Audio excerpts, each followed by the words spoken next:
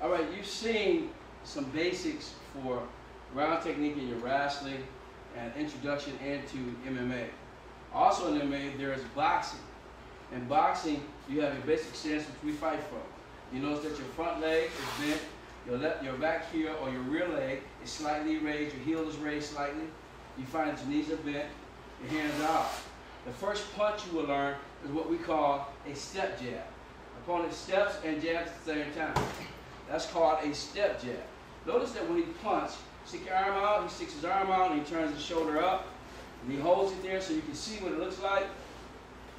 If you notice that his chin is down, his hand is extended, his shoulder is up, which protects the chin from being hit by your opponent with what we call an overhand right or a hook. This is why when you throw your jab, you must raise the shoulder. This is a jab punch. We call that step jab. There are different variations in jabs. That's what we call a step jab or corkscrew jab. The next punch you see is what we call a lead hook. A lead hook is thrown off the lead hand. In close, you've already thrown your jab, you're in close. You now turn your hand over, raise your elbow, and you hook inside, bring your hand back to protect yourself. So if you watch the body torques and upturn, back in. He's set now to throw another rapid punch. Again, the hip is always thrown. It's not a wide punch. A lot of fighters throw their punches very wide. The hook is short and snapping. What it does is the strike point for the hook is the tip of the chin, the temple, or the bridge of the nose, scraping going by. Now notice, whenever you throw a lead hook, we throw, behind the lead hook always comes what we call a straight right or straight left, depends on if you're left-handed or right-handed, which follows right behind the hook. The purpose of that is, usually in boxing, when you throw a hook, it's either blocked or it's either slipped. When the opponent's head comes back up, he meets your right hand. This is why they run in tandem together. So whenever you throw a lead hook, that's off the front hand, the reverse right or the rear hand comes right behind it and connects with the opponent if you miss, block, or he slipped. Okay? The next punch you see is a combination punch, which we call the 1-2, which is jab and straight right, and it's pop-pop. If you watch the opponent, he steps in with his jab, right here, right behind it. Doesn't stop. It's striking and striking. That's called a 1-2 combination. The next punch you have is what we call a lead uppercut. Lead uppercut, you stop, you bop to the right, you slip the punch, and then you uppercut inside. The uppercut can go to the body or to the chin. It can come up. It's not a power punch. It's really a punch that sets up the head for the straight right or straight left. You have a lead uppercut. Now we have what we call a reverse uppercut. Reverse uppercut is if you slip a right hand, someone is thrown at you. You slip outside, you turn inside, pivot your body up, hook to the body, or come up to the head. Either way. So now you see the two variations of the uppercuts. Lead, which was the first one, and reverse, which is the second one. Those are uppercuts, the correct way.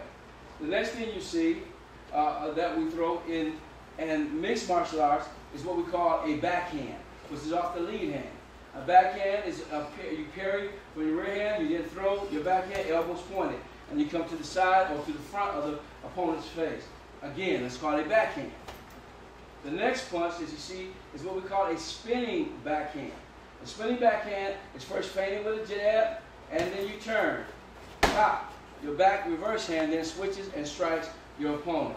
Again, step with your jab, spin. And now the jab sets the point of contact. If you touch that opponent with that jab, that spinning backhand will connect. Thank you very much.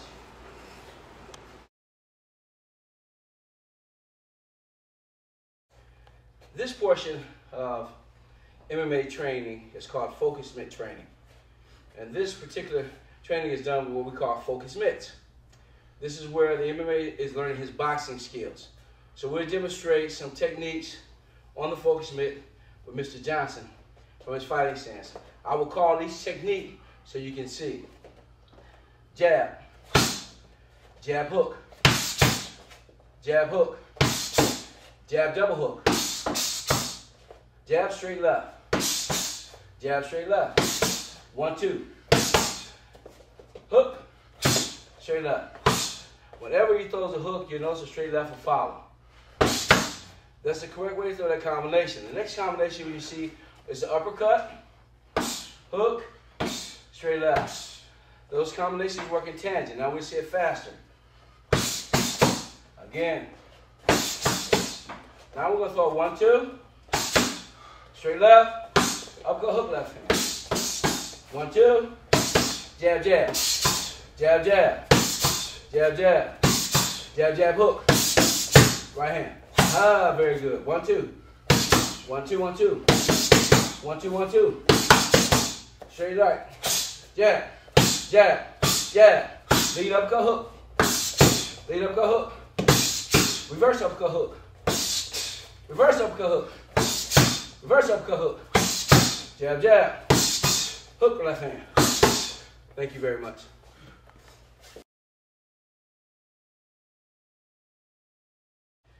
Now we demonstrate on the focus mitts, striking, defending, and counterattacking using the focus mitts.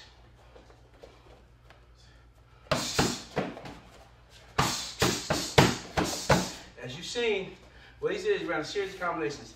I struck back. Whenever the right hand is thrown, he slips. Comes back, fires again. Throws a lead uppercut, hook, jab, jab. Always hit these combinations with your jab, jab.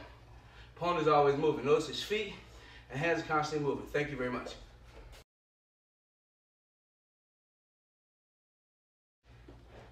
Now we'll demonstrate with the focus mitts, hands and feet combinations. There are other tools that we use also for kicking. But for this purpose and for speed and accuracy, we use the focus mitts so you can see how they're used when training in MMA.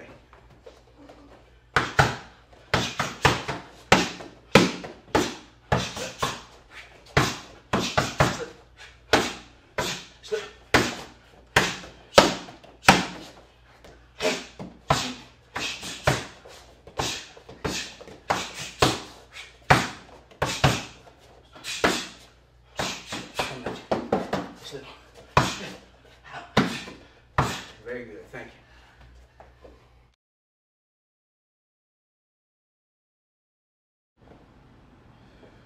Now I'm going to demonstrate some more combinations on the focus mitt with your hands. This is Mr. Ali Rohan.